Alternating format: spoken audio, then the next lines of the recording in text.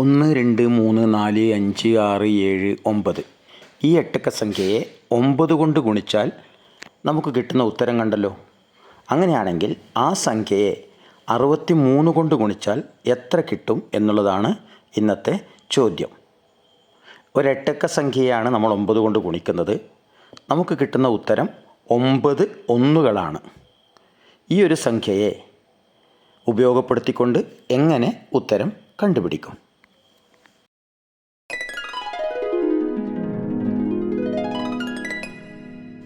ഉത്തരത്തിലേക്ക് എത്തിയ വഴി ഒന്ന് ശ്രദ്ധിച്ചു നോക്കൂ.